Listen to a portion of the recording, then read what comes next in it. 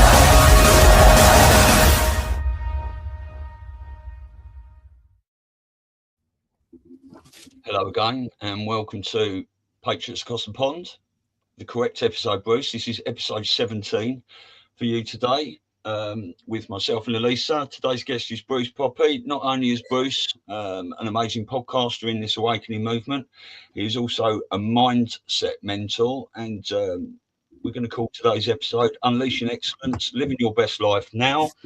And Bruce's website is brucepoppy.com. Unleashing Excellence is a simple system to live as the real you. Train your mind to back you up and build habits that deliver results. No fluff, just truth, tools, and momentum that you can feel. Hello, guys. How are you? Hey. Doing really well. Thanks for having me on here today. So glad to have you, Bruce. It's great to meet you, because the last time we met, we only had 10 minutes on Lewis's Podcasters Marathon, and it was the quickest 10 minutes of my life. I tried to get as much out as I could about my life as possible, and we didn't really have much time at the end. So looking forward to this today. Yeah, those marathon things, they're always fun to do. But yeah, you never have enough time. There's always way too much information. So yes, I completely understand. You're not the only one who's felt that way. Yeah. Well, it gives you an opportunity then to, reconnect, right? Like today, you get a chance to really, talk about stuff. So I'm going to just make one quick announcement before we get into everything. Guys, we are officially set up on all our new platforms, all our channels, Patriots Across the Pond. And starting Friday, we're going to launch our streaming on Patriots Across the Pond on Rumble. So I just want to ask everyone to go over there, subscribe so you never miss an episode, and we'll look forward to the launch on Friday. Very good. Yes, we will. I was just looking for that link, actually. That's the Rumble channel, yeah? That's that one there. Yep. Yeah, we've rebranded. All our stuff was a bit busy, but it looks a lot nicer now. So, yeah, Bruce, today is all about you, really. Whatever you want to discuss, we can go into the awakening queue, all sorts of things, but especially your website and what you do for a living. And well, everything really is connected. And you'd mentioned rebranding. That's kind of how I started in this whole thing. Was I'm not different than most any other people. After the 2020 situation, waking up the next day and wondering what the heck just happened, I started digging, right? Started looking for reasons, why did this happen? What was happening? This kind of a freaking out moment. Started doing some research myself and came across the first four people that I came across are kind of like if you were a Mount Rushmore of podcasters. These are the people. So the first person I came across was David Nino Rodriguez. Also Scott McKay, the Patriot Street Fighter. Yeah. Michael Jaco.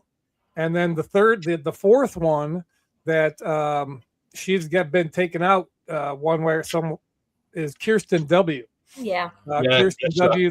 The crazy rich Asian lady. Yeah. Her and I became really good friends. Yeah. She lived not far from me here in Florida. And there was many times that she was doing her show. I was sitting across the table from her, and she's the one who introduced me to Scott. And Scott told me, he says, "Hey, Bruce, you need to get your voice out there and, start your own channel," is what he's talking about. Get your voice out there because there's people that you can reach that I can't reach. And we're thinking, who can't resonate and, reach by the Patriot Street Fighter, right? Every time I hear that the song Thunderstruck by AC/DC, I'm looking around, expecting Scott to burst through the wall like the old Kool-Aid guy, so he's the one who encouraged me. So I started a YouTube channel way back then when you could have one and not get kicked off every 2 minutes. But yeah, that's how the whole thing started. And we were, basically started the thing on Rumble, which I called Unpopular Viewpoint, because my viewpoints are unpopular because they go against the mainstream narrative that they're trying to shove down our throats. And I was emphasizing the pop in unpopular because my kids call me Pop, my grandkids call me Poppy, and it's just a nickname that stuck. So started, decoding the news and, breaking down like narrating the apocalypse. So we're doing all this stuff, trying to do as best we can. I'm just an average guy. I don't have any, special skills or connections or anything like that. I was just fed up and, pissed off that they were stealing our country, our rights, right from underneath our noses, right in front of our faces. And so I had to do something about it. A lot of times when I first started doing the YouTube channel, live streaming was more of a therapy for me than it was, bringing any great revelations or stuff like that. So as time went on, things started to change for me. I got more, the awakening was more and more real for me and more in a spiritual sense. A lot of people, when they first come to the awakening or they hear the thinking it's about election fraud or about the shots or about child trafficking, but it goes way deeper than that. And everybody's at a different, position or rung of the ladder, if you will, in their awakening.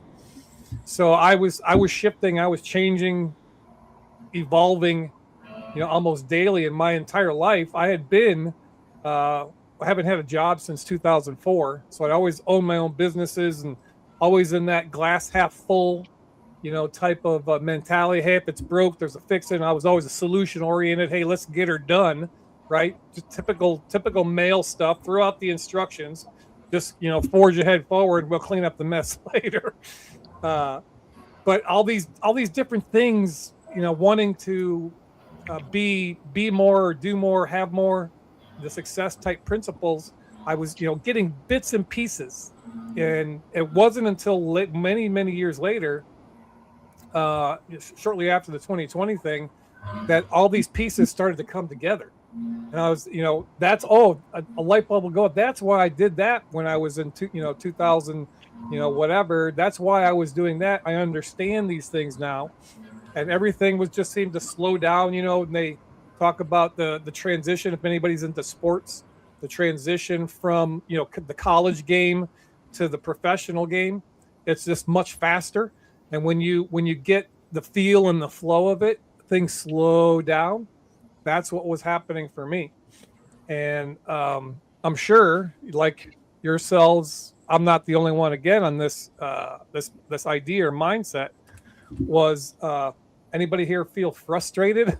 A little bit upset that maybe things aren't going as quickly as we would like, or as quickly as we were led to believe that they were going to be happening. And so, here we are, had to live through the 4 years of Joey Bribes, as my good friend Jack Lander, coined that name. He said, "Yeah, Joey Bribes." We had to live through that situation, just like Stu had said earlier before we were live. You can't tell people the truth; you got to show them. And so, in my frustration, I'm also a very emotional, passionate, type of person. And so I was at my wit's end, crying out, for God, creator, source, universe, whatever name you want to put it. Hey, how are we going to get through this thing? How can we continue going where it's seeming like nothing is ever happening? And so I was, crying out, and then the one word came to me was connections. And I was like, well, that's kind of, connections. That's a little bit weird. And so as time went on and I was chewing on that word for a little bit, it started to flesh out. It started to, fill in the blanks of what connections are. And it basically worked it out into three different connections. Number one, the most important connection that any of us can ever have is connection to God, source, creator, universe. I like to use creator, creator or universe. I like to use, the creator, that connection is the most important thing above anything else, because that is the ultimate source of truth. That is where you're going to learn to develop the gifts that we already have inside of us, gifts of intuition, discernment. You can even get into, some of the more woo-woo type stuff that people, aren't really buying into a lot yet, but they're real as the day is long. And I know it like I know my own name, that these, telekinesis and, mind, all these different things. So, but that intuition, that was key for me. And as I mentioned, things started to make sense. I always had a really good read on people, is the best way to describe it. Be able to tell if somebody, on that same frequency, whether they're good or bad. It's kind of had this gut feeling. But that first connection, developing that was super crucial. The second connection, that's where I think a lot of us are right now, is myself included, is the getting connected with ourselves, right? Who are we really at our core? Who is Bruce Poppy? Who is Stu? Who is Elisa? Right? At our core, not who, our Patriot community, not who our partner, husband, wife, whatever, not who our children, not who our job, because we all have these masks that we wear. And we can, talk about those later. That's part of my Unleashing Excellence pathway.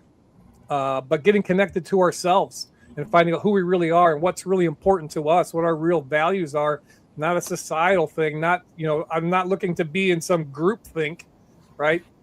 That's one of the curses and blessings at the same time of being in and I hate the labels, the conservative movement. On the right, we're taught to be free thinkers and, independent, sovereign. But we can all fall into this group think on our side as well. Right? We need to be able to see through some of the BS and some of the other things going on. So that's the second connection. And the third connection is what we're doing right now with these podcasts and live events and things like that, getting connected to other people, right? We need to build our tribe. We need to start, spreading the word about what's going on and how we can get through this thing together. Because music for myself is huge. I don't know if you guys, love music. But music, the universe speaks to me in music through all the time. And one of my favorite beginnings of the song, it's by Prince, Let's Go Crazy, Dearly Beloved. We're gathered here together today to get through this thing called life. And that's what we need to do. We need to lean on each other. Iron sharpens iron. There's stuff that Stu knows that I don't know. And I know stuff that Lisa doesn't know. And we all can work together and put some of our differences aside.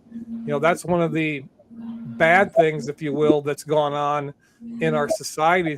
Now you can't, unless you're part of the group think, you're an outsider, outcast, you get canceled, you can't be a part of this club. And so, that's kind of how this whole thing started for me. So now I've transitioned now and fully putting most of my energy into developing myself and then sharing my journey. What has worked for me, what hasn't worked for me, the problems that I'm having. I mean, in this rebrand that I'm doing from Unpopular Viewpoint to Bruce Poppy Shows / Unleashing Excellence, the very moment I decided that I was going to do something different, that I thought was my mission in life in this particular juncture of where we're at in this operation, as soon as that happened, the hounds of hell were unleashed upon me, and all kinds of I'm supposed to be the mindset guy. Well, there's been a lot of times over the past 6, 8, almost a year that my mindset has been in the crapper.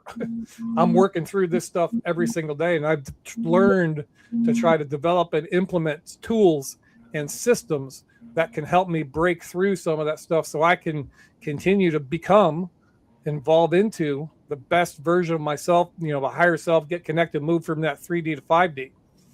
And it's not, people think that when we talk about different things or personal development, and some of the bigger names that come to mind, Tony Robbins and people like that, they get for some reason or another some type of bad rep.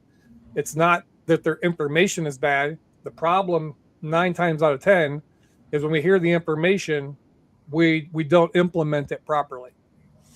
And that people wanted, that we're in this microwave, now we're into the Ozempic society. People want to get the results of something super quick. They just want some super pill that they can take and fix all their problems without them having to do any of the work.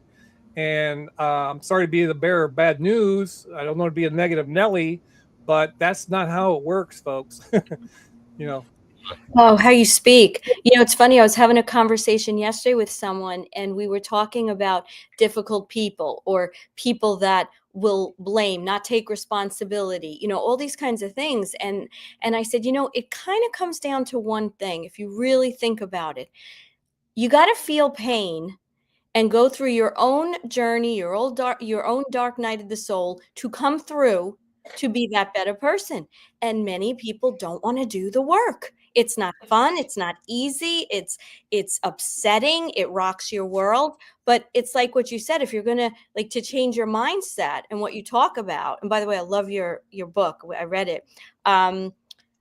You have to, you're not going to build muscles, right? Like Stu goes to the gym every day. I'm sure there are days he doesn't. I still haven't built any yet. But do you want to get up every morning really early or get there late at night after you've done it's the same thing. It's you're building a muscle. You're building that muscle of resilience and personal development and all those high vibrational things that go with it. Right. Yeah. And to get there, you have to go through, you have to deal with some of the garbage, the trash. I mean, we want to say we're awakened, but yet we're still trying to do things with the same mindset, manner, and systems that we have done that got us into this mess in the first place. If you're going to change something, you're going to go a different direction. You can't use the same roadmap that got you there in the first place. You got to do something different. We've heard it, a million times, the definition of insanity, right? Is doing the same thing over and over again and expecting a different result. We're in this position.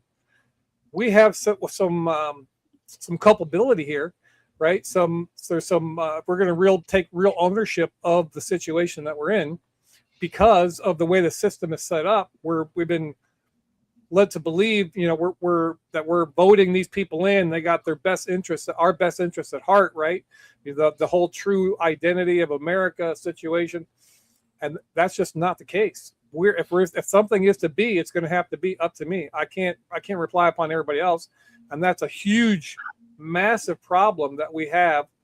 Is the fact that there's still, even after everything we've been through since 2016 or 15, coming down the golden escalator, until now, there's still far too many people sitting around waiting for Trump, the white hats, the military, whatever name you want on the good guys, waiting for them to ride in on a white horse and save the day. And that's it's not going to happen. They're going to do what they can do lawfully and legally. And, but they're not going to change my own personal situation. Yeah, I don't think the military are going to potentially step in until the people have risen up and it's getting a bit leery and they're sort of demanding it. That military civilian alliance, I say it all the time in the Q drops, we've got to come up to meet them down. When Trump says we are giving power back to you, the people, they've got to be strong enough and mindful enough to keep hold of it. And I just want to say something. I used to love Kirsten W. Every time she laughed out loud, I used to laugh with her. She was amazing, and God bless her soul. But what you were saying there about creator is the main thing. And I always say that as well. It is your creator, source, God, whatever it is to you, you've got to have that connection. And I think a lot of people lose that connection and lose their faith when they sort of black pill. Oh, it's all gone wrong and stuff. They don't, you know, I say I'm comfy AF because that's the way I felt. And over these years, it's no one more than the truthers, really, that have had to hone our discernment, learn new things, especially since COVID came in, about our health and not going to the doctors and what we eat and distilling our water and everything we put into our body, you know, and all of these sorts of things. So we have certainly as a collective had to have each other's backs, if you know what I mean. But was your actual awakening moment in 2020, the election, COVID? It was the bigger part. I mean, I've always been a anti-establishment, you know, type of guy, you know, more of a self-reliant, you know, type person. You know, I bought into the 9/11 thing, but it was a couple of years after that things just weren't adding up. They were wanting us to believe that 2 and 2 equal 5, and I just something's fishy in Denmark here. Same thing with the whole Iraq thing, and I have some personal information. My son, who was in the Air Force at the time, remember when they captured Saddam? They found him in the spider hole. He was hiding in that hole. Yeah, that was all fabricated and bullshit. My son was stationed in Ramstein Air Force Base in Germany at the time, and he said that was a complete production. They didn't find him in a hole like that. That was all completely fabricated. So that, you know, kind of made me, if they're willing to do that, what else are they not telling us and being completely honest about? So little pieces and pieces, but it hang on, lost me. Yeah. Yeah, I think you're back. All right, good. It was for myself. You mentioned health. That was a huge portion for me. In 2018, I had it was the worst year of my life. I had 7 surgeries in 6 months. Nearly died a couple of different times. All from routine, type of things they were doing. And I was, like I said, I was never suicidal, but I was done. The health stuff had beat me into the ground. What was going on in society wasn't real pleasant at that time. All these different things were piling up, and I was like, I'm done. And finally, I something clicked. I says, I can't live like this. I refuse to live like this. And so I started doing more research then on the medical side and all the pills. I had some pretty significant cardiac history. And at that time, I was on 9 or 10 different cardiac meds.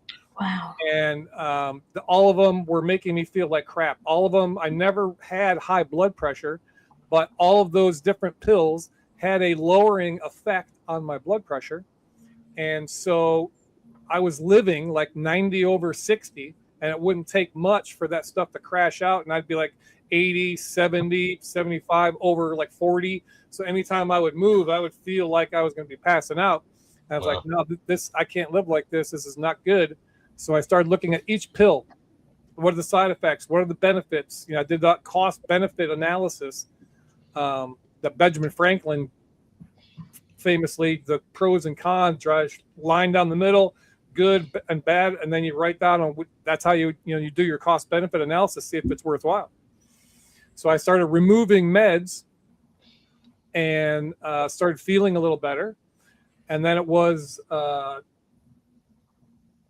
this continued on for a few years, and then in 20 or 25, so 4 years, so 21, I started working with Scott on a project and got rid of all the toxins out of my house and started a pretty significant vitamin supplement. And that was the magic stuff that helped me getting the proper nutrition, getting rid of the toxins. Long story short, it's been now December, my wife's birthday, just a couple weeks ago or last week. It's been 2 years. I have not taken any of my cardiac meds. Me and the doctor, cardiologist, when I decide I want to go see him, still go round and round. He wants me to take the statin, antiplatelet stuff, and blah, blah, blah. I'm like, no, I'm not going to do it. So now that I'm off all of my meds, I feel better now than I have in almost my entire life. So, unless I was the one to step up and start doing the research and be my own best advocate for my health, if it was up to the doctors, I'd still be pounding pills all day long. But now that I feel better, I haven't had any real cardiac issues in the past couple of years, minor stuff that's gone on. But I believe and know that I know my own name, that at some point I'm going to be able to get rid of this pacemaker defibrillator that I have in me and be able to live my life without this machine inside me. So, we're moving there. It would be nice to be a lot quicker than what is happening. Yeah. Is that an issue you've had most of your life then? With your heart? It's been the doctors say genetic. I'm not buying into that. I'm the one that's breaking the generational curse, so my kids and grandkids are not going to have to suffer through what I've had to suffer. Yeah. But yeah, my mom passed away super early, went to sleep, didn't wake up. Wow. They got the sudden death stuff on her side of the family, and then on my dad's side, they got plumbing issues, like blockages and things, multiple bypass surgeries. He survived all that, and then pneumonia ended up taking out my dad. But I had my first heart attack. I had 100% blockage of the LAD, left anterior descending artery. That's the one they call the Widowmaker. In July of 2004, so I was 36 years old. Wow. So I just going even back further. I married my high school sweetheart. I was 16 and she was 17 when we got married. So now we got 4 kids, 7 grandkids. We just celebrated August 41 years of being married, and we're living our best life right now. That's a beautiful story. That is beautiful. I wanted to there was a couple, I was making notes as you were talking, and I think we talked about the Creator and that connection with Creator. We talk about our bodies, and then, we talk about the medical industry, and what it all comes down to is the same thread. To detach us from what is true and what the truth is. The truth is that if our bodies are left with nature and what God has provided for us here on this earth, they did it for thousands of years. Okay. They detach us from that knowing, from the shamanism of understanding all the natural stuff we can do to keep ourselves healthy. And then that detaches us from that intuitive sense that we have, right? And that is the connection with God or Creator. But all this stuff they're making us put into our bodies is then blocking any ability, our pineal gland and that ability to rely on ourselves, because we have these experts who are now telling us what to do. And I find it enraging and tragically sad that a doctor can look at someone like you who has gotten off all these medications, has done all these wonderful things to enhance his health and his life, and still can't see the forest for the trees that you need to go back on petroleum-based medication. It's such a brainwashing job that's done. And that's where the change, yes, you can have med beds and all these other things, but the mindset has to change into the self-belief that I've been telling my kids since they're younger. I have a 19 and a 21-year-old daughters. And I used to say, this was my expression. I was like, you're the commander in chief of your body. And if you tell your body you don't want to pain, and you tell your body you don't want to be suffering from something, it has to listen to you. But you have to believe that you're the one in charge. And people just don't believe that. Yeah. Nope. They have because the brainwashing is still super deep. I mean, I've seen so many people, talk to so many people as we did the truth tours and over 100 events around the country, and all the different all the people that I've met, and they say that they're awake, but yet they're still, every time they get a sniffle or something, they're running to the doctor and wanting to get pills. That goes right back to what I had said earlier. We cannot move forward and do something different with the same thinking that got us into this mess in the first place. And a lot of, truth be told, a lot of these doctors, it isn't completely their fault. No. They had, it's the system that they've been trained into I mean, when you can go, I don't know how many years you got to go to school for to be a doctor. It's a lot of years and a shit ton of money for them to be able to get their education. But in all those years and multiple, tens of, dozens of hours of all the training that they do, they're only all those years. They only spend a few hours learning about nutrition. Yep. And how big of an impact that makes on your thing. So they're, it's the system that we got to break out of, and we have to be the ones to take ownership of our own deal. That's the first, and that you mentioned the book, that's the first mindset shift, is you got to break out of that victimhood mentality and take ownership of everything, and that can go very, very deep, and some people, like, as an example, this one thing, if you were going to say you're going to work and somebody runs a red light and T-bones you and wrecks your car, is it your fault that person ran the red light and hit you? Technically, no, but there is some responsibility that you have for leaving when you did, taking that route that you chose to take. Who knows? There's a myriad of other reasons where you can take ownership. If I'd have done something a little differently, and that's not to say beat yourself up. That's just a little example that we can turn everything that happens in our life into some, big story and do, oh, woe is me, and this always happens, and it can happen. It happens all the time in our movement. We're in this victimhood mentality. If it wasn't for the deep state, or if it wasn't for XYZ, then I would be different. Well, why don't you fix it now? Right? People are waiting around. If Nasara Jasara happens, then I can do my humanitarian projects. Well, why can't you do your humanitarian projects now? Right? I'm waiting for a med bed. As soon as med bed hits, then I'll be able to get all the stuff that's wrong with me fixed, as they're sitting there pounding Big Macs and diet sodas and all that stuff. You gotta take ownership for your stuff now. If we want to be part of this golden age, or we want to maximize our return of investment into this golden age that we're moving into, then we got to, take some ownership. We got to make some actions. We got to take some steps to be able to put us in the best position. Right. Yeah. I'm sure that if med beds do come out and stuff like that, there will still be people with the mindset that can go, I'm going in there, I'm going to get myself sorted, and I'm going to go straight back to what I was doing before, eating crap, not exercising, and all that, thinking they can go on a med bed once every 6 months. Yeah. Or you're going to have exactly, or you're going to have the brainwashed people who are going to think, no, I'm still better off going down the allopathic way and listening to my doctor, because I don't think the med beds, if they come out, are going to be a panacea for everyone. I think that part of it is the mindset.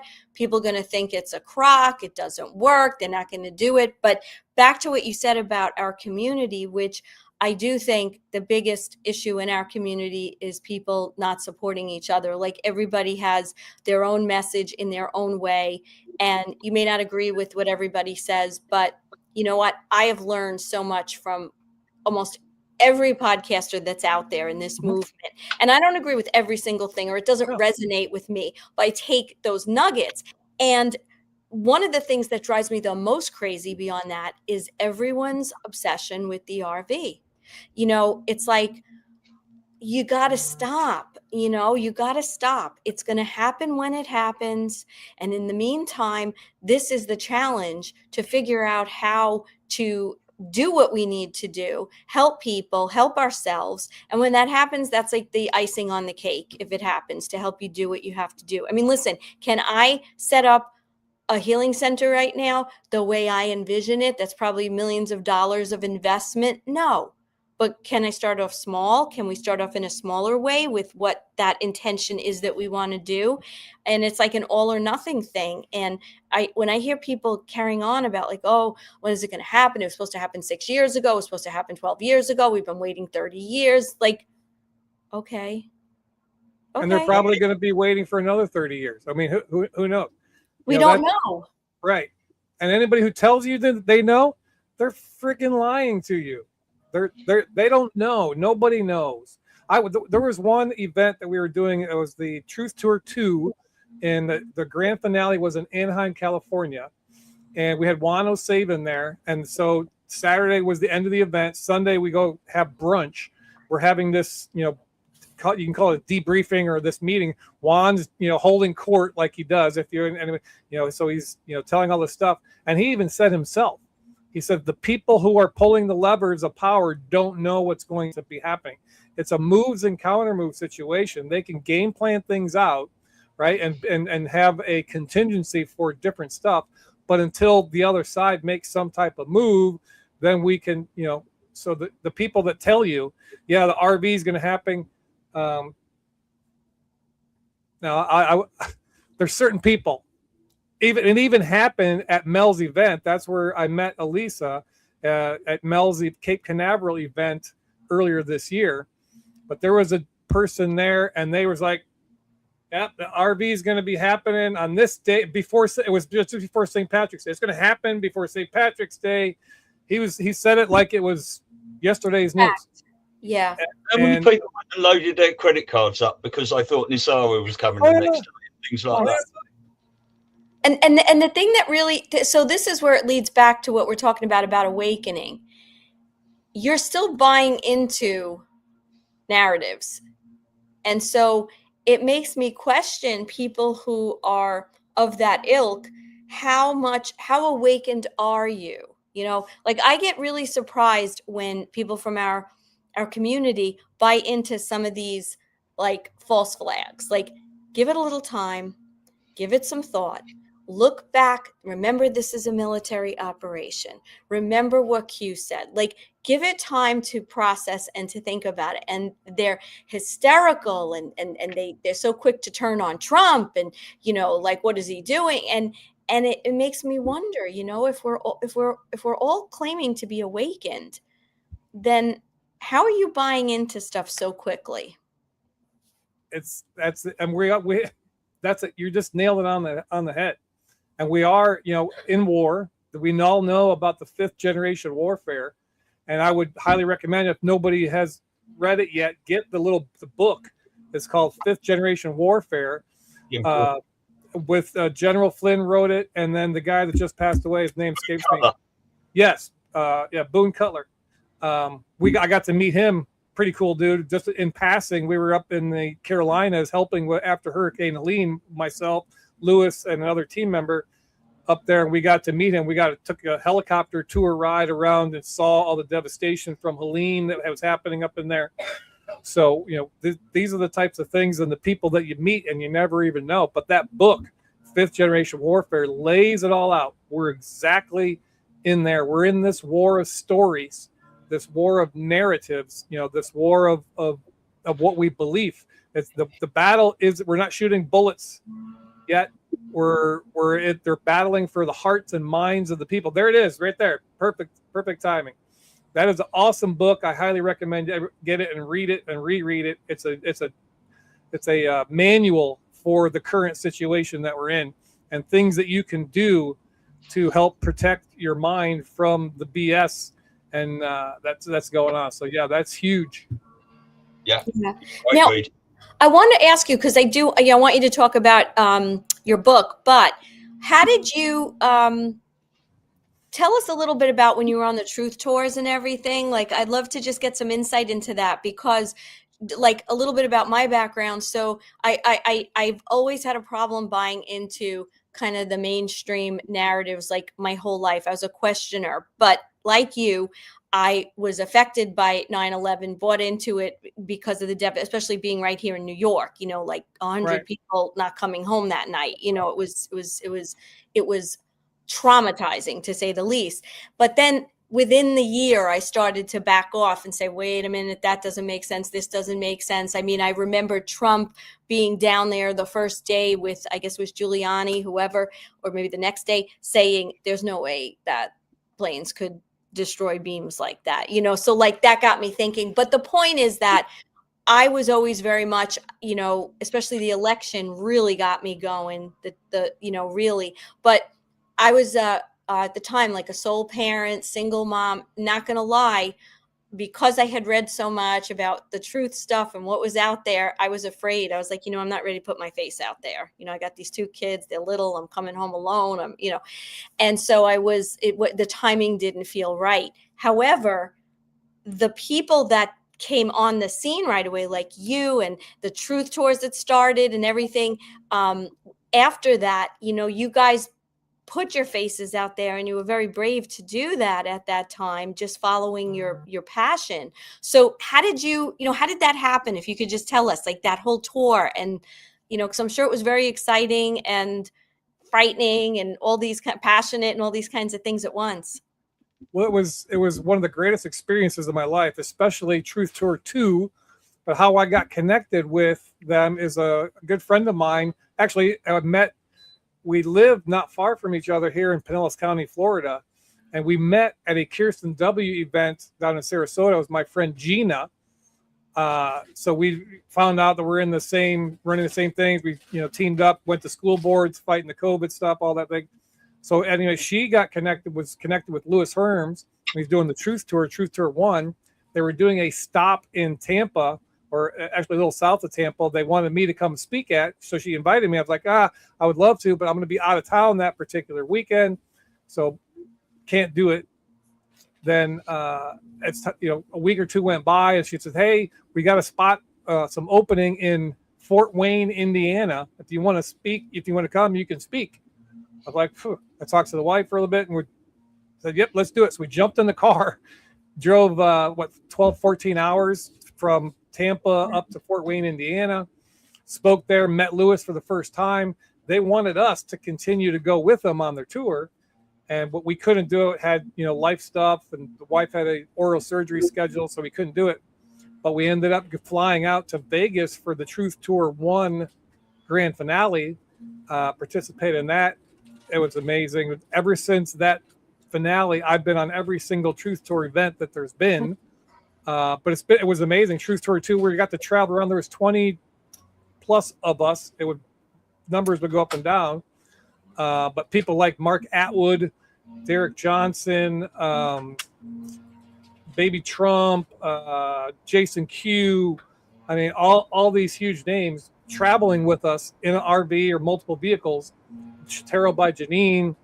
So we got to meet and hang out with these people. And what you learn really quickly is when you on the webcam stuff, you can put a mask on, right? You can be somebody that you're not.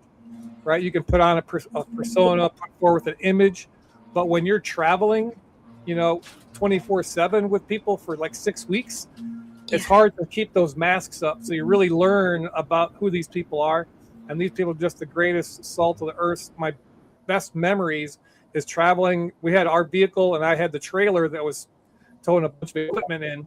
But we were 3 days. It was myself, my wife, Mark Atwood, and Tarot by Janine in the backseat of my car. And it was the best time ever. So, I mean, and meeting the people, that connection I talked about, that third connection, that was huge, because it would just come out of COVID-ish type stuff. And people were still feeling like they were on an island. They were all alone. So people were craving, that connection and that, sense of belonging. And we were able to provide that with the Truth Tour, going there, showing up in person, shaking hands, hugging necks, crying and laughing together. So it was a beautiful experience, and I wouldn't change it, wouldn't do anything different, going forward. That's great. That's great. So, Stu, you have anything else? Because I'm dying to hear about the 7, your book, The 7 Mindset. What is it? The Mindset. I've already read it. Just one thing that you mentioned early on about your son being on duty and stuff, and with the thing with Saddam Hussein in that foxhole, and the whole thing was a production, basically. It just makes you think, and we all know, don't we, what we're looking into? How much since, and if not before, has just been a production? Wag the dog. Exactly. There came a point where I came to a realization, America, is the idea of America is the greatest idea that's ever been, and the whole self-governance and all that. But almost from Jump Street, when this country was created, it was obfuscated, and it was, began to be bastardized. And, the America being the shining light on the hill, the things that America has been involved in and done to other countries, and even here in America. I mean, what what the Native American Indians, what the United States and the United States government and the military done to the Native American Indians is criminal. We want to talk about crimes against humanity. That is, it's horrible. The things that we have done in the idea of progress and different things. So I have, I'm not blind, to the fact of the evil that our country is and the people that are pulling the levers. It's not to say everybody in the military or not everybody, who is a doctor or not everybody who is a teacher has nefarious intent at heart. But the people giving the orders, those are the ones that are causing the problems. I think it was, it was Jacob. It was Jacob said, one of his greatest revelations. I think he's going out there saving the world. And it was pretty sobering when he realized that we're not the good guys most of the time. Yeah. Yeah. So that we have to, take all this into account. And, that's why I'm super, super focused on being the best person that I can be, regardless of where I live, or where I'm at, or what I'm doing. That is the truth, authenticity, and who knows if any of these past truths or past lies or past history is going to be resolved. I don't know, but it's we need to. You can't have evil on one side and good on the other and expect that we're going to be able to have everything in between. There's something off, and we need to realize that going forward if we're going to save humanity. Yeah, I think a lot of the military woke up when they were all protecting the poppy fields in Afghanistan, weren't they? Because we were all seeing that in the news, and you could see a lot of it. Why are we doing this? We should burn it to the ground. That's it. Yeah. No? It is that, and that's what people have to keep remembering. This is truly a war of good and evil, and we have to eradicate the evil. And those of us who understand that and get that, that's why it's incumbent on us, everybody, to keep raising the vibration, because the more we're in that vibration of love, it can't exist. Obviously there's kinetic stuff that has to be done too, but I mean, you all this stuff, disease, everything, it can't exist when you're in that high vibration. And people don't understand the control they have over their own frequency, right? And part of that starts with mindset. 100%. And that's been the focus. That's why I kind of shifted. You mentioned the book, and that just kind of came to me. Hey, what can I do? How can I distill a lot of this information that's just starting? It was coming to me just like light bulbs all of a sudden. Oh, that's why this has happened, 20 years ago. Oh, that's why this, and everything started to come together. So, and putting together this little ebook, it's not real big. It's only like 27, 28 pages, but I put together these, 7 main ones. I mean, there's tons of them, but 7 main ones that if you just focus on that one mindset shift per day, that at the end of a week, month, year, 5 year, 10 years down the road, you're going to be exponentially better off. I mean, just having an awareness of the way that we think. A lot of times when we get caught up, I mean, the thoughts that come through our heads, sometimes they're pretty dark, right? And sometimes they don't mean anything. And so all those thoughts really are kind of neutral. I think of it as like clouds. Right? When you remember as a kid, you go laying outside, look at the clouds, and you see what you can find in the clouds, looking, oh, that looks like an elephant, or that looks like this.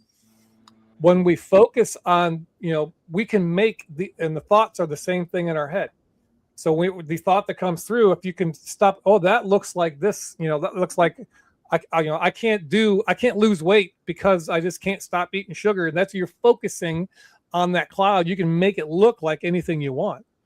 Right. But if you can change, just being aware that, hey, no, I don't have to buy into that. So you can't stop the clouds from coming, whether they're chemtrails or regular clouds. I don't know, but you can't stop them from coming. But what you can do is stop your focusing and putting so much meaning onto something that doesn't really mean anything. So the 7 mindset shifts is a little ebook, and that was just part of this God fleshing this thing out. This all started really snowballing for me when I was crying out and how can we get through this? book came as a result of that. The shift, the rebranding to get into the mindset, personal development stuff happened then. So it's been a year pulling all this stuff together. And then just recently, it even pulled out what we got to do is, and God doesn't make mistakes, right? Absolutely. So we're not a mistake. You're here for a purpose and a reason. So there's everything that God is, was, and will be is already inside you, right? We have everything already inside of us. This can be borne out. If you look into the Hermetic principles, the laws of the universe, biblical principles, it's the same thing across everything. Everything that God is already in us. So that God is excellence, right? Excellence personified. So all we need to do is unleash the excellence that's already inside of us. And that excellence isn't gone. It's not that you've lost it. It's not that you never had it. Is that the problem is it's buried under the masks that we wear, the lies and the wrong kind of thinking. And then, take that the next step further is the actions, right? The actions that we're taking are all these things that are keeping that excellence beat down or, buried inside of us. So we need to unleash the excellence. Beating up my microphone. I'm so excited. But unleash the excellence that's already inside of us. So that comes through, 3 different pillars of unleashing excellence. First one is the pillar of the burning the masks, right? We have masks, and masks can be useful. We all wear masks for different things. The main reason for the masks is to help protect us and keep us safe. But the masks in themselves aren't the problem. The problem is when those masks become a crutch, when those masks become an excuse or a reason for not being able to do something, or for not trying to be different, or not trying to improve. Those masks, that's when they become a problem. And getting rid of the masks, the first step is becoming aware of it, right? This becoming aware of the masks. The second pillar of the unleashing excellence path is the unlearn to unleash. We have to unlearn. Like I've said multiple times already here today, we cannot go forward. We cannot turn the ship around. We cannot expect to move into the 5D with the same type of thinking that got us into this mess in the first place. So we need a complete reprogram, unlearn to unleash.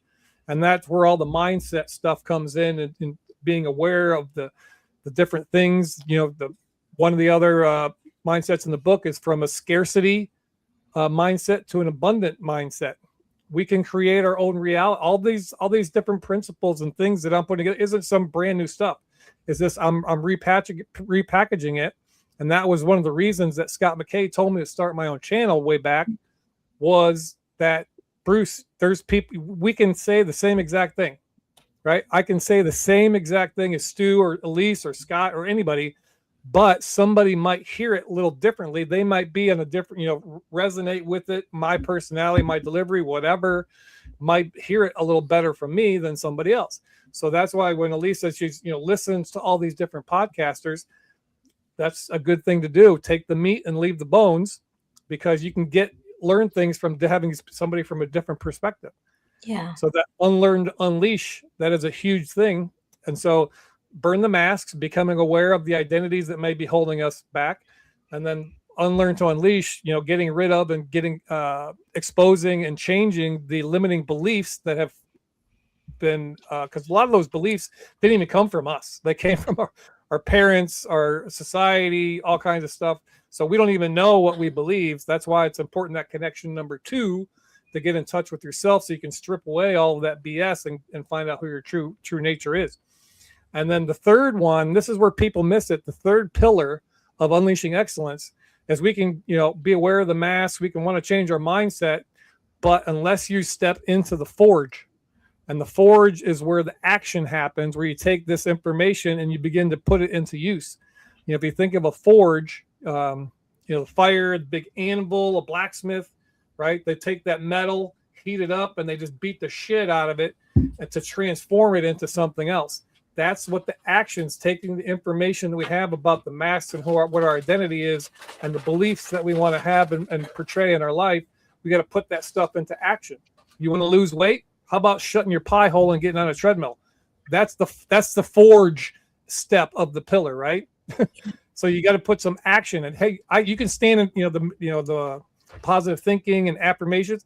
You can stand in front of your mirror all day long and say, I'm a millionaire. I'm a millionaire. When the RV happens, I'm going to be able to do this. And when blah, blah, blah, with the med bed, you can do all these affirmations. But unless you're willing to, at some point, put some action behind those words, nothing's going to happen. Nothing. Yeah. So that's the formula for creation. Anything that we see in our world started off as an idea, a thought, and then that created some emotion, created some actions, and those actions is what gave us the results. So if we don't like the results that we're getting, maybe we look at some different actions or some different thinking. So this is the formula for creation. If you don't like, it's a plug and play. It's like it's math, right? It's like an equation. If you do X, you're gonna get X. Or if you think this and you do this action, then it's law of cause and effect. Again, all these principles are not anything new. It's just a repackaged in a different way with my personality and my experiences, my life story that I've lived. This isn't just stuff I've read in a book and I'm parroting it out. This is my entire life, ups and downs, good and bad, of everything, bringing it forward to we can walk through this stuff together and unleash that excellence that's in us. So that's kind of the Reader's Digest version of what my Unleashing Excellence system that I'm continuing to build out. I mean, it's on my website that I have, brucepoppy.com, is probably 60% there. I'm still building that out because I'm just a one-man show. I don't have a whole pile of money. I don't have a whole team behind me putting all these productions together. If I don't do it, it don't get done. Yeah. So that's where we're all in this, trying to figure this thing out. And I applaud you guys for what you're doing with the Patriots Across the Pond idea and bringing all this stuff together. I have a question for Stu. How is it you're able to do live streams and talk about the stuff and not be in jail over there in the UK? I mean, good grief, they got people in prison nowadays for posts on X or Facebook memes. So what is going on over there in the UK? Well, I'm quite surprised I haven't had a knock at the door, if I'm honest with you. But yeah, I've lost so many accounts to date. But I am, there's people putting a lot of online hatred online. And I never do that. I never put anything with vitriol. I might take the piss out of a few people here, there, and everywhere, but I do try and put the information out without. I want people to rise up, and I tell them every day until you get involved, this won't happen. Every one of you on a personal level, and it doesn't matter if you've got a tiny voice or a big voice like that. Use it and share stuff. And a lot of people that have in this truth movement, I watch your stuff. But I said to him, well, why don't you share it then? Get this information out there. Or I don't want to put it on my Facebook because I'll just use that for business, or, my certain job, I can't comment on your post and things like that. Everyone's still got this little level of fear in them. And yeah, I think we've had 12,000 people over here have been arrested or cautioned, whatever, for posting online. And that is 3 times as much as Russia, I believe. And but the worse it gets, the better I feel, right? Because of this, you cannot tell people the truth. You must show them.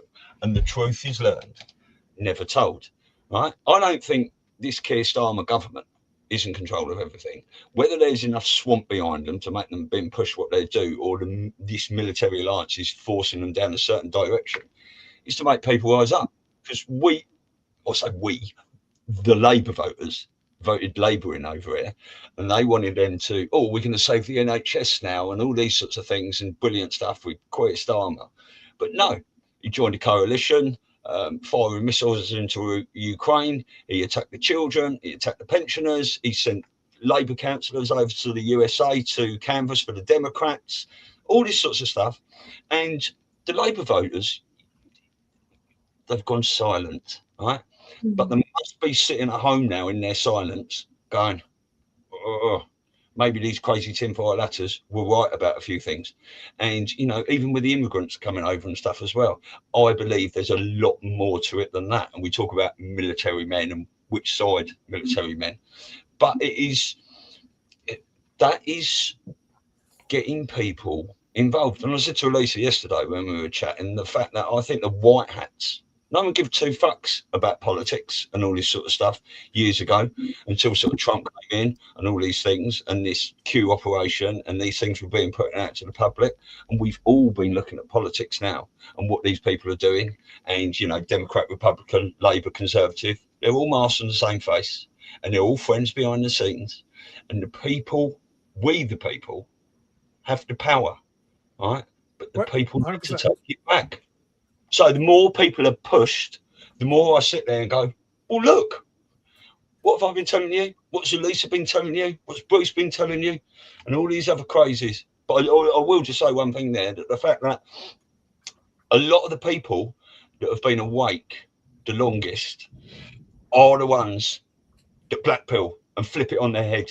Do you know what I mean? Oh my God, because they only pay a little bit of attention. And just one more thing to what you were saying there as well. We all hear the phrase problem, reaction, solution on a bad level, i.e. this is what they do to us to get the end goal.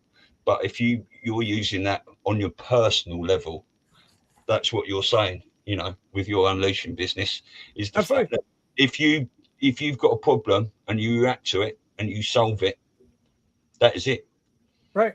I mean, and I came to my thought as I was driving the other day, you know, that these people that identify as, you know, cats or, you know, identify as a whatever, you know, they chicken change. There is some truth in that. That the truth is you can, in your mind, you can change your identity with the way that you think. You know, there is truth in that, and it's been, you know, bastardized and all you know, twisted up. But that truth of being, you know, what your identity, and you can change your identity to be anything you want. That's you know, the American, anybody can be president, they say, you know, so you can do and accomplish way more than what you already are. And the, you know, question comes is, what are you willing to do about it? Are you willing to just survive? Mm-hmm. And, you know, just, you know, go to do the same thing you've done for the last 40, 50, whoever knows how long, right? Go to work. You know, that's the system that they've told us, right? You go to a good school, get a good education, right? You're going to get a good job. You get married. You have 2.3 kids. You have 1.7 dogs. You know, you work real hard until you're 60, 65, and you retire, and everything's going to be puppy dogs and rainbows. That's bullshit and a lie. That doesn't happen. You know, most 97, 98 people out of 100 are going to die dead or dead broke, right? And you have to be able to adapt to things going on around you. Like this whole new AI thing, there's people that are scared the shit out of it, thinking the next thing that Elon Musk is going to show up at their door and tie them down and put a Neuralink in their head. You know, that's unrealistic thing. We have to have a respect, and it's just a tool. You know, everything that we have is most everything is neutral. And where it has the power over us is the meaning that we give to it, right? Most things are just, they don't mean anything, but we just dwell on the negative stuff. And I wish I could go on for days and days and days, but I know, you know, so that's where we're at. You know, we need to be the best that we can be. If you want to red pill more people, live your best life right now when everything's seemingly crashing and burning all around you, and you got a happy-go-lucky and everything's fantastic all the time. People are going to want to know what's going on, and that opens a door for you to have that conversation.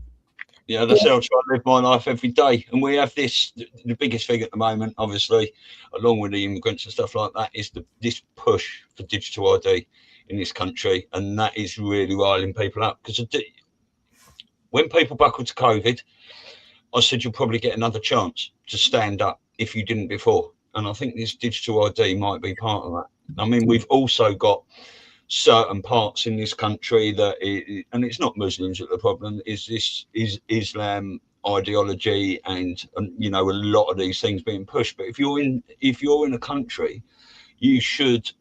I wouldn't go to another country and tell them they're all doing it wrong. I would try and respect their cultures and laws. You know, but there's a lot of people here, like there are in the States, and we're seeing it in Christmas markets all around the place, aren't they?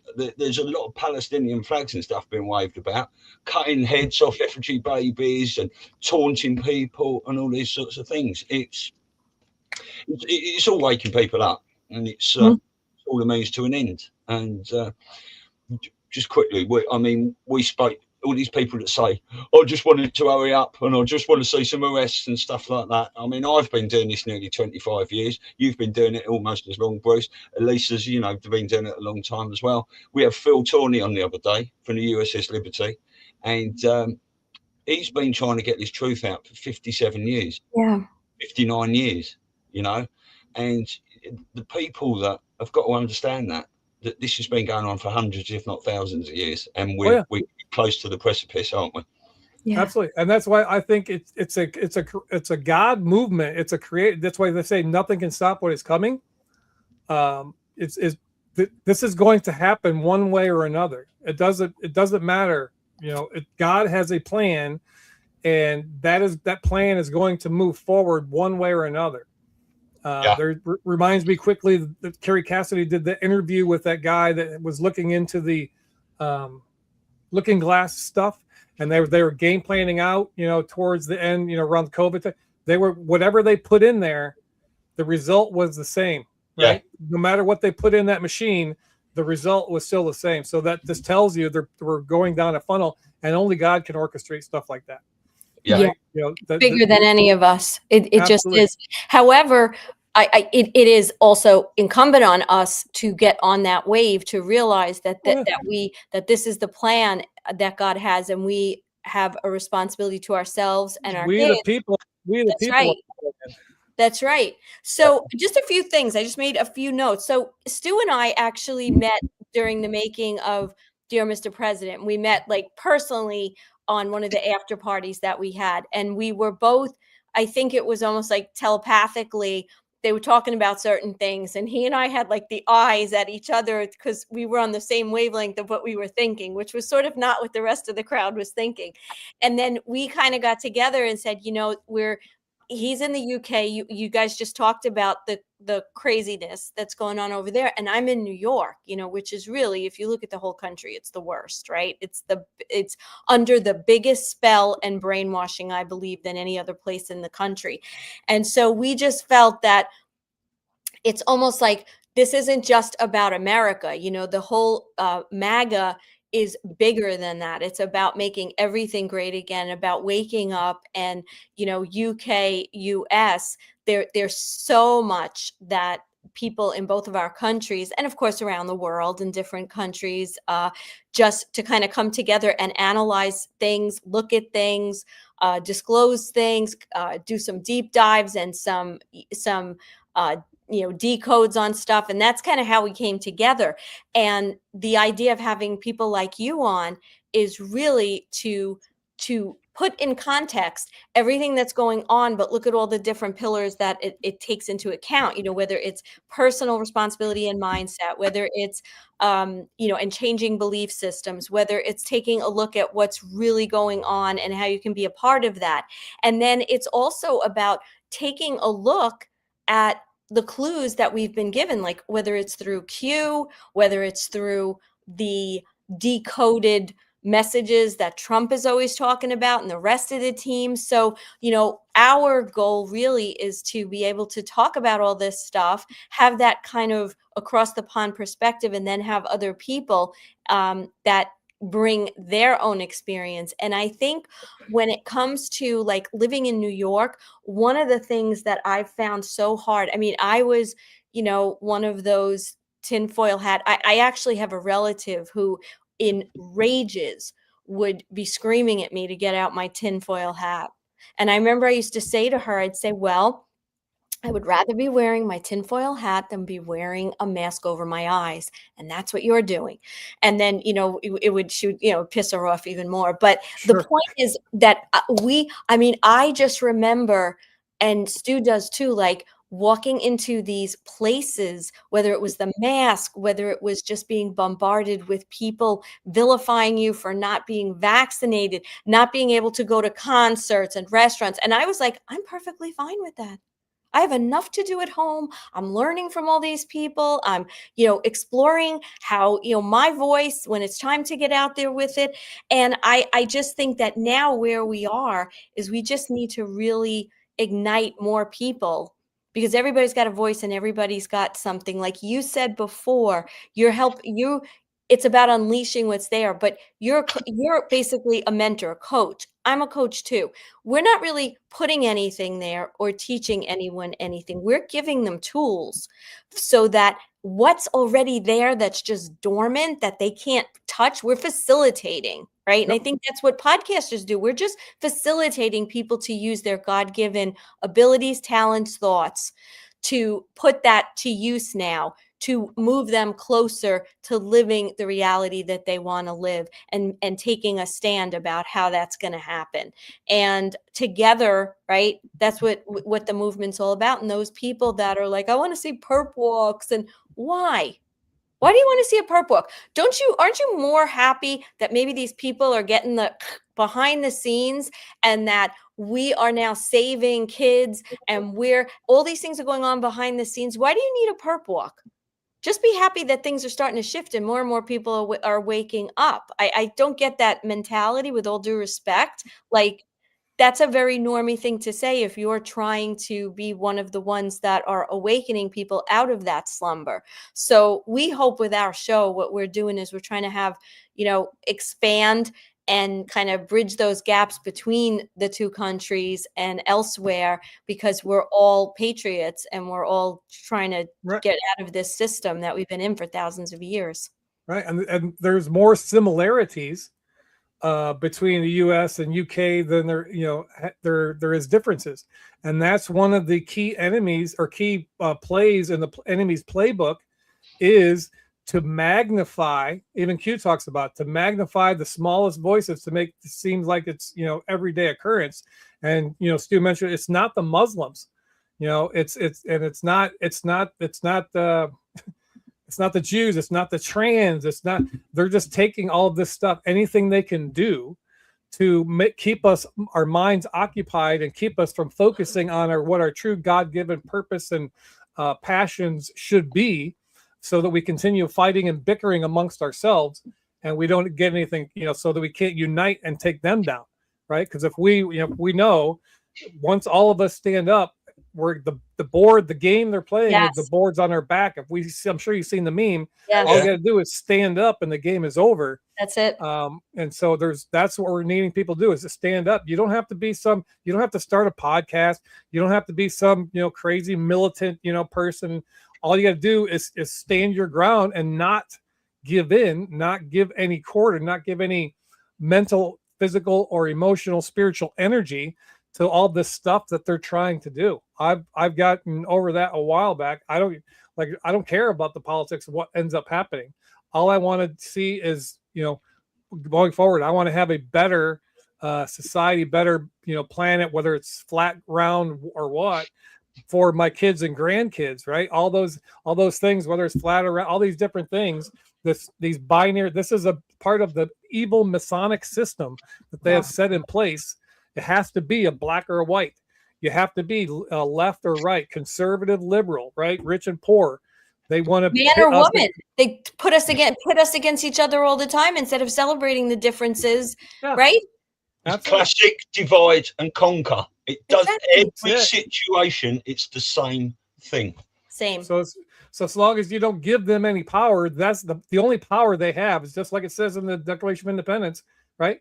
The government derives their just power from the consent of the governed. So if you're not digging what they're putting out, then you're giving consent, right? You're giving consent some form or fashion. So we got to stop giving consent, stand in our own truth, and be willing to take whatever those consequences are. If you're going to lose your job from not getting a shot, hey, more power to you.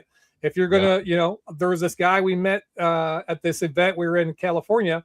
He got his kids taken away, his wife divorced. He got his parental rights revoked because he would not buy into the fact that their 8-year-old son wanted to be a girl, right? And the wife was pushing, and doing the hormone things, and he was standing up, and he got his parental rights revoked because he was standing up and saying, "F no, you're a boy, you're not a girl."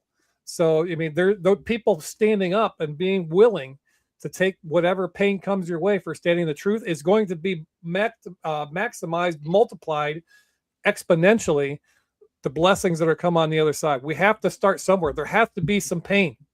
Yeah, right. absolutely. Until the pain of where you're at right now is greater than the pain of change, then you're not going to change.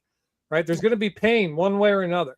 And so we're hoping the things that I'm saying and the stuff that I'm wanting, that I'm putting out there and putting my life out there, I'm hoping that you're going to experience as little pain as possible. We got to set ourselves up because there's going to be pain. That's, I tell people, buy some silver and gold. It's up over $60. I don't know if it's still there now, but people, I missed the boat. I should have got, that, or XRP. It's like, right. You missed the boat and it's still in $2 because you didn't get it at 0.000. I know. It's so silly. I bought most of my XRP when it was in 20-cent range, and now I'm waiting for it to dip down below 2 again. I'm going to load up my bag some more. Right. So there's always ways. Yeah. But if you got to be willing to get into the forge and do the work and be willing to be hammered by that blacksmith that we call God into what he wants us to be.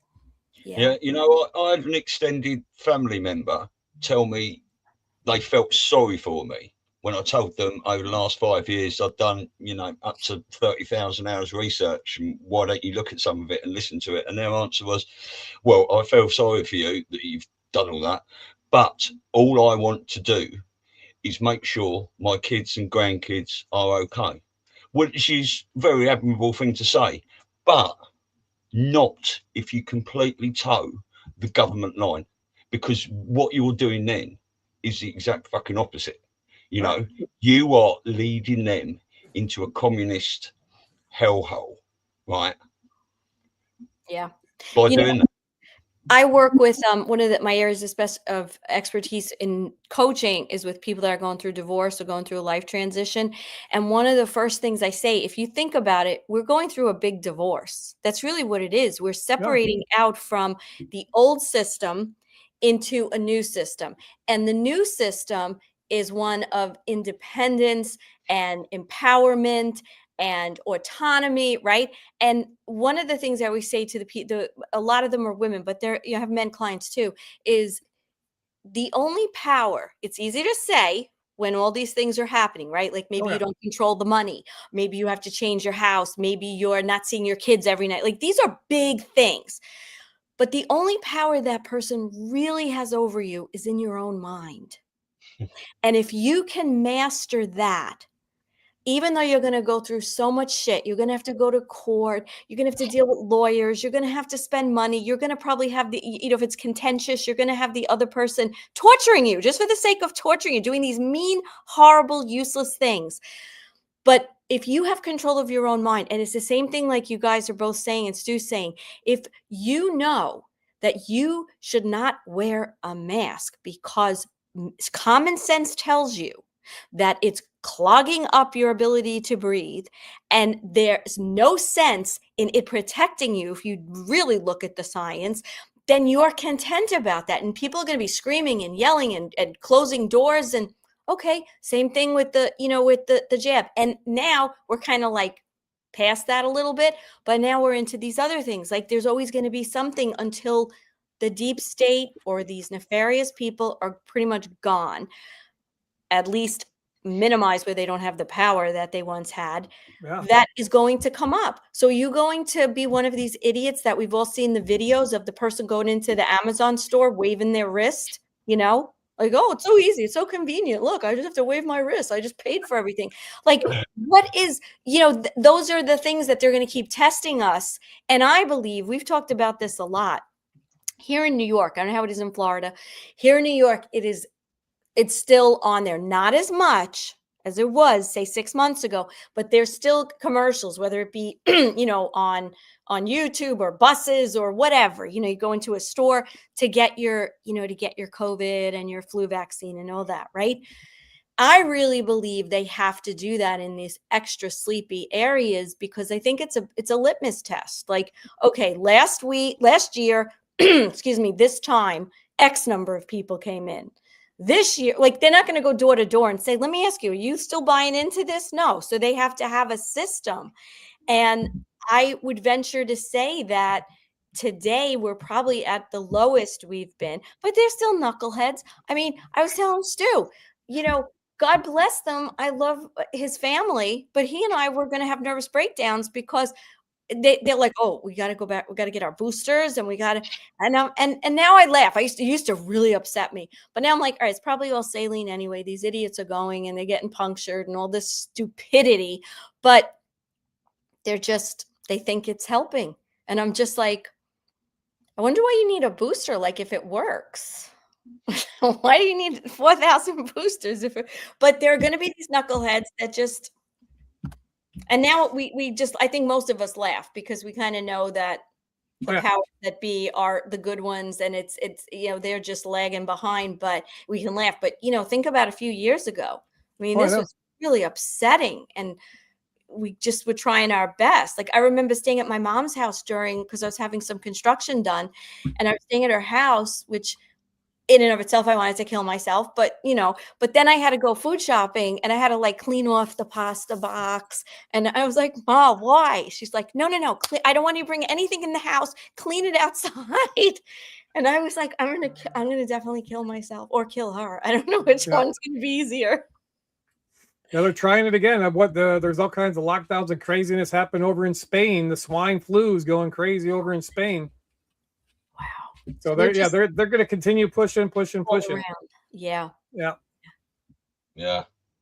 Well, I do disagree with Elisa. Not entirely, obviously, but I would love to see a perp walk, but not for me. I want to see Obama getting carted off for the normies, because that is going to be a red pill. And I've said to people 4 or 5 years, you cannot red pill these people anymore. They have to red pill themselves. The truth is very never told, but never underestimate the power of planting seeds every single day, because that does 2 things. Number one, when they see something that sort of relates to what you said, they might look into it a bit more. And number 2, they'll know who to come to when the shit hits the fan. Yeah. Right. Well, I meant, and you're right, that is necessary for them. But I'm saying as our community, I'm okay. I feel like I know what's going on from all the research, all the information, Q, etc. I don't need to see, for me, I don't need to see that. For some people, it's a form of validation, right? That they need that external circumstance to happen for them to feel of worth, that, oh yeah, everything I did believe over the last is true, and I'm not just some wingnut, right? So that's part of the thing. People that are not secure in their own thing need that external, and that's a huge thing, that we need these external circumstances to validate our internal feelings. And that if you can flip that around, where it doesn't matter what's happening around you, I'm in control of my own mind and my own destiny and my own path. It doesn't matter what's going on around. That is truly empowering, and the weight and the less stress and the freedom that comes from just making that little shift of your mind, that I don't need external circumstances for my internal validation. Yeah, exactly. Well, that's why I continue to do what I do every day, because I'm passionate about this movement. I thoroughly enjoy it, watching everything that's going on. And apart from a few close friends that have been on in a few of my early Zoom calls and stuff like that, and one has just passed away, God bless her soul. I've got to talk about that tomorrow a little bit. I've been banging on to myself, apart from a few viewers, for 3, 4, 5 years. So until Elisa came on the scene and all that, and shares the same exact passion that I have, and knowledge of what's going on, it's really good, and it's reinvigorated my passion a little bit more. Sure. No, we all need those. That's why the third part of that connection is so important. Like I talked about, getting connected to other people, because we have that. There is some. It's not that we need that external, but there is some comfort in knowing that, hey, I'm not the only one out here. I'm not on an island. I'm not, by myself. There are other people. We might not be physically attached or right next to each other, but yeah, all around the globe, there are, tens of thousands, millions of people that believe and think and are wanting the same type of outcome that we all want. And we just could continue hammering away. Got to stack those daily wins, right? Doing one little thing. If I can be just a tiny percent, a minuscule portion, if I can be just a little bit better tomorrow than I am today, winning. if I can, and that's going to exponentially go, that tiny fraction of percent, build up over a week, month, year, 5, 10 years down the road. You're going to be way further along down the path in your journey to unleashing excellence than you are if you had just sat around, I'm waiting for the med bed in the RV and we're going to be good. Exactly. Yeah. Wow. I just lost my train of thought. I was going to say something that, there was, I don't know, Stu, you're like a master at saving all those different videos and films. There was one done by a woman. I'm going to guess she was probably like in her 30s or so. And this is the woman I feel like every day. She says how she can't do anything anymore because everything goes against, but she does it in a very humorous way. So it's like, if she goes food shopping, she can't look at the food anymore because she knows what's in it. Like she can't enjoy like buying something because she knows what's in it and she has to figure out what's not. Then it's like she hears someone talking, she overhears someone talking and she wants to tell them like, no, that's not true. Why are you doing that? And I feel like that every day. It doesn't matter where I go, who I'm with. Like I was sitting in a coffee shop the other day and this woman was talking about something, some illness or something. And I was like, Elisa, just let these two women have their lunch. Like, just shut up. And I was just like, excuse me. I just had to put, now she was really grateful because I did it in a very sweet way and with a lot of questions. Like I went into coach mode, and she was so receptive and she wrote things down, but then I was in the supermarket the other day and this older, not that old, she was probably like 70, the late 60s. And she's standing there and she's telling me how she can't order this because she has a salt problem and she can't. So I said to her, can I just ask you, like, when you go to the hospital, like, what's the first thing they give you? I was like, don't they give you a saline drip? I was like, so it's kind of like not really the salt. And I don't ask me why I was doing this because I had like the number at the deli line. So I had to wait for them to call my number. It was like skid marks on her head. She just was like, yeah, so I have to be really careful with my salt. I was like, okay, I can't, whatever. I tried. But this is how I feel every day, no matter what circumstance I go into. I'm ready to forge the charge and start like telling everyone and have to just zip my mouth about everything. Like I was with someone the other day and she's like, oh my God, do you know when I was younger, I dated a guy who actually had a gun? And I was like, really? I was like, well, I have one. And she's like, oh. And I said, yeah. And I just I couldn't help it. I was like, I wanted to piss her off. But I'm thinking like, I also have a hammer. I also have knives. Any of those, I can go do something bad if I wanted to. Like, what are you talking about? Yeah. It's frustrating. I can't get around the mindset. Let me just put this comment in there, right? And I'll tell you something. James Bones, my in-laws just had their 11th shot. Now, I understand that. I'll tell you a quick story. I've said it before about my dad, bless him. He went in the hospital about 4 or 5 months ago. He was in there for months, sepsis and cellulitis, but he was in the corridor for the first night. And when I got in to see him, I said to him, listen to me, while you're in here, if they offer you any COVID shots or flu shots, you politely decline. Okay? And he looked me in the eye and he went, all right. And he had a month in hospital. He reassessed a lot of things. He quite enjoyed it in there, actually. He was getting his 3 meals a day up and all this sort of stuff. Anyway, I was up his house about a month ago. We were talking about stuff. And I said, well, because I said to him, I thought you listened to me. He said, I do listen to you. I said, well, there's 9 times you haven't, isn't it? Anyway, a month ago, I was at his house having a chat and all that. And I said to him, because you've already had 9, haven't you? And he looked me straight in the eye and went 10 now.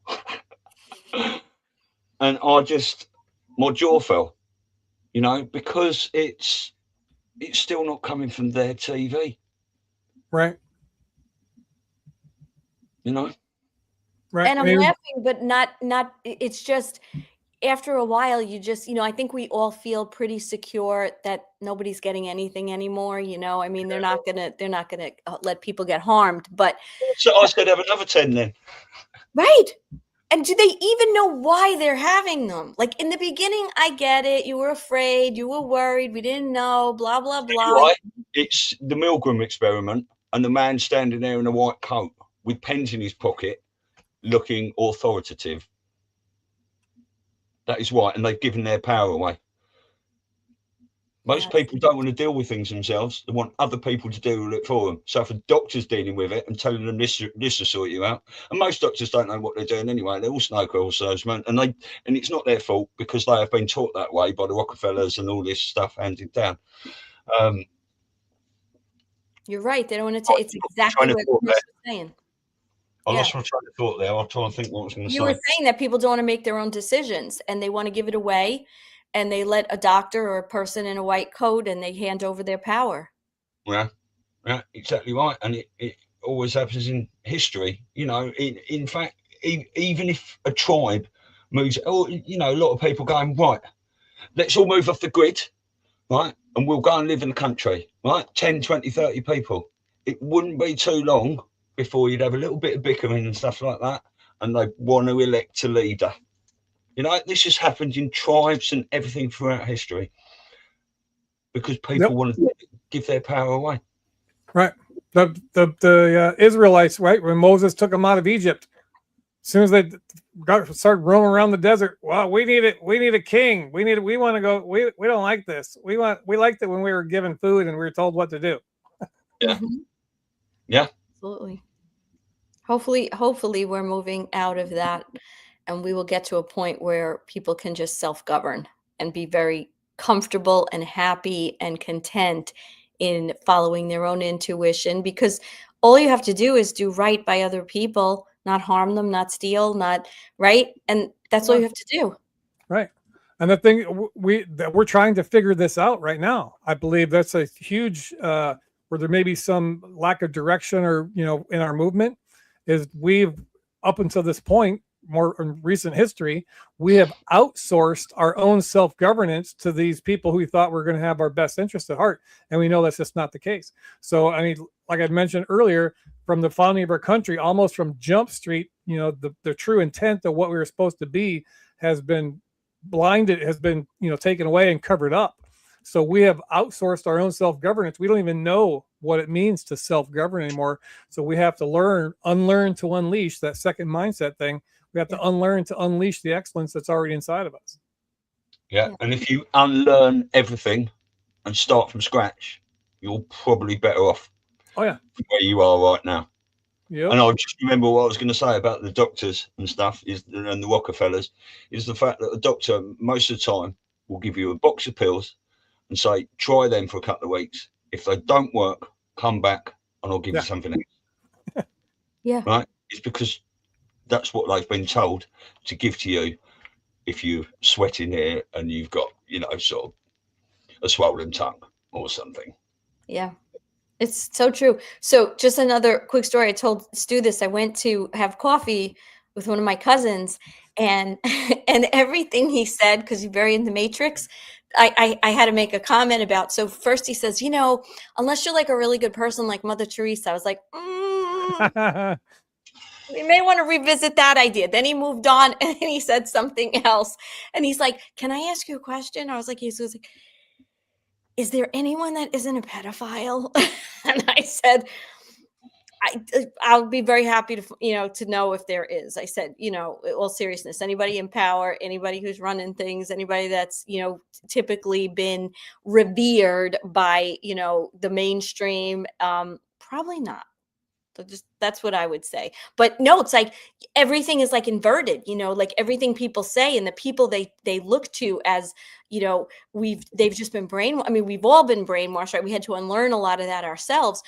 But you can't even have I can't even have conversations, because halfway through the conversation they're going to say something that through research, information, our understanding is not true. So you can't even have a conversation because you're always cutting the person off.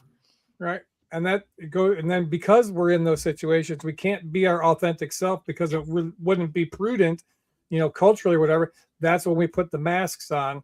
And so we got to hold our tongue to be able to, you know, get along instead of just, you know, throwing Molotov cocktails every time we open our mouth. Yes. That's why we need each other, you know, because we have to build each other up and be fortified to be able to, you know, to deal with that. This has been so great. So just, go ahead. I'm just saying, there was a meme out a little while ago. It's something like, the trouble is with hanging around with normal folk is that you have to dumb down 90% of your conversations. And I absolutely disagree with that, because I cannot dumb down my conversation. So a lot of the time I don't hang around with normal folk. But if I do, I cannot. I haven't watched the TV for 4 years. I cut my own hair now because I don't want to sit in the hairdressers listening to the "have you had a nice week" and all these sorts of things. I can't do it, you know. So it is, and I can go off on a tangent like we all can, but I cannot speak anything but my truth, and I will suffer the consequences for that, or the ridicule, or the lack of invites, if you want to say. I don't care. Sure. I bet it's a fair thing to say that everybody listening and us, our social circles have just dwindled. Not out of meanness or nasty, you just can't, like, you're going 3D, 5D, 3D, like, you can't, the truth, the non-truth, the bullshit, the stuff I know, and you can't do it. The mind just can't do it, and your vibration is raising, right? I have like sport anymore. I don't want to go to the movies. You know, I just don't want to do those things. I want to research, go to the gym, get out into nature and eat decent food and hang around with people that want to discuss what's going on. Exactly. Very much. Yeah.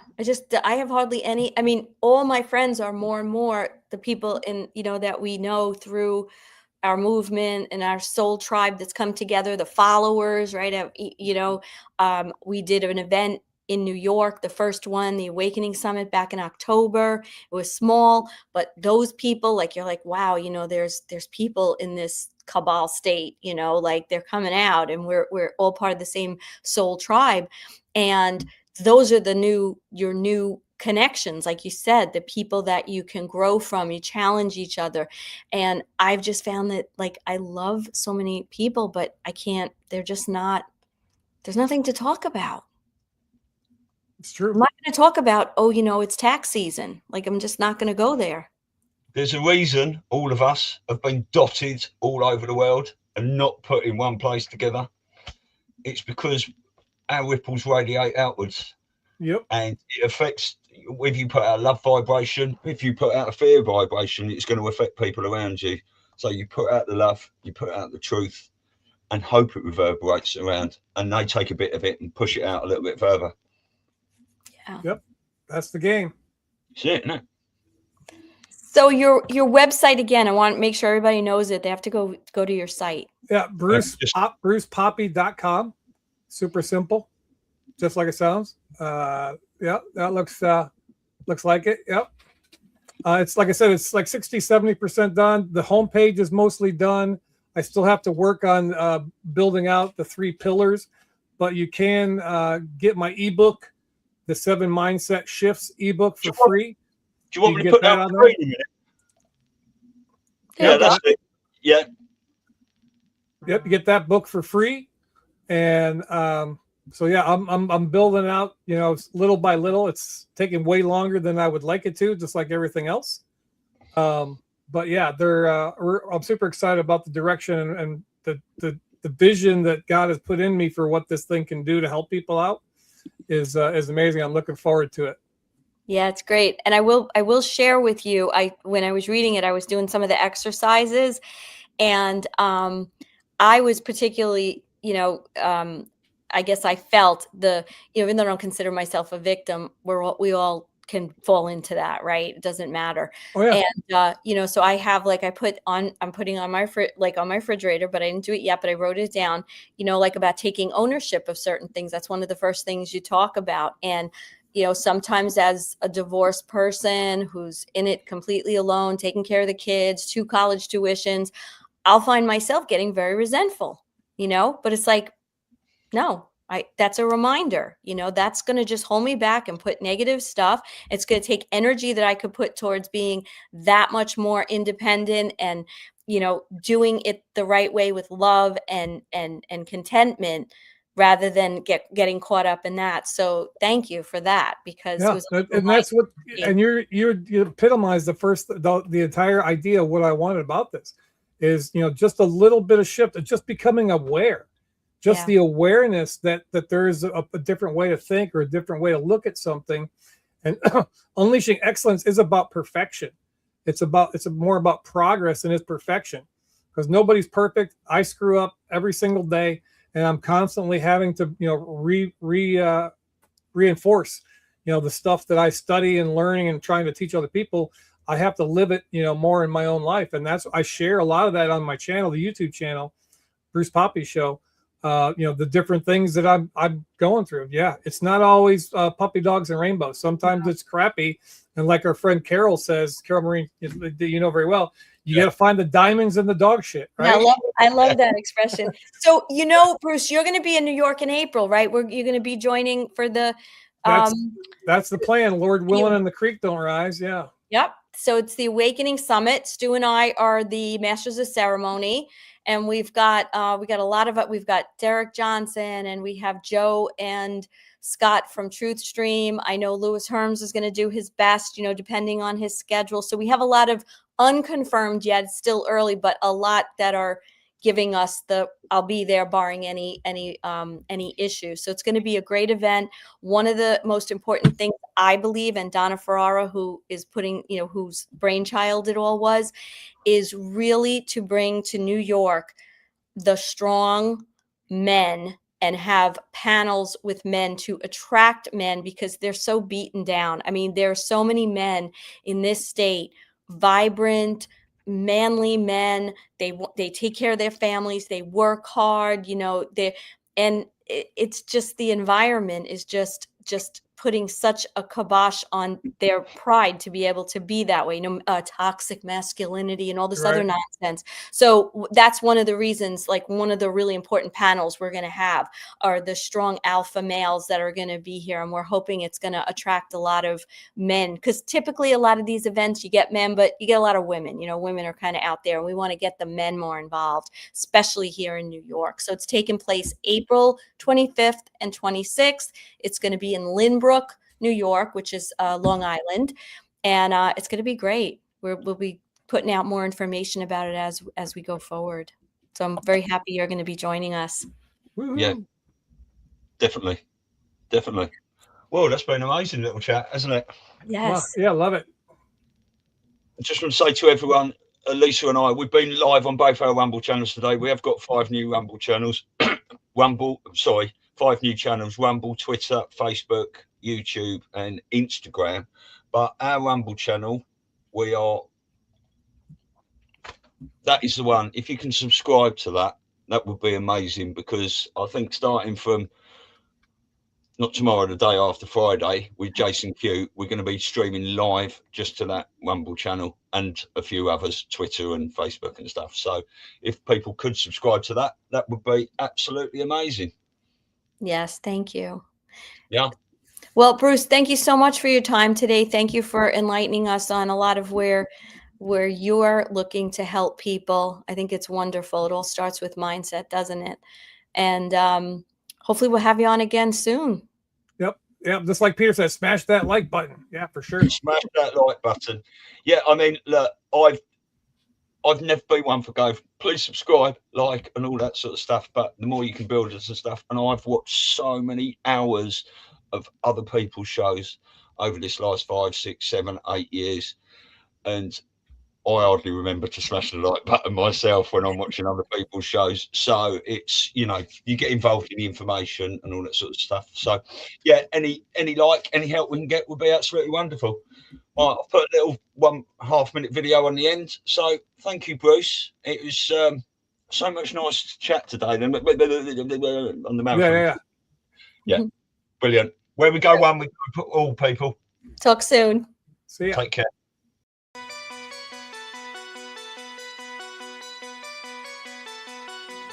This is the difference between the power of our Creator and anything else, particularly evil. That you can go into a pitch black room full of evil, full of darkness, and light a little candle, and instantly that darkness flees. But you can't do the opposite. You can't go into a well-lit room full of truth and wisdom and righteousness and joy and health and harmony with the universal power. And you can't take any amount of darkness and go into that well-lit room and have any effect whatsoever. That is the metaphor which I frequently think of when I think that I'm not empowered. It is the greatest lesson for me, and I think for everybody else, to know that we're on the winning side and that we win in the end.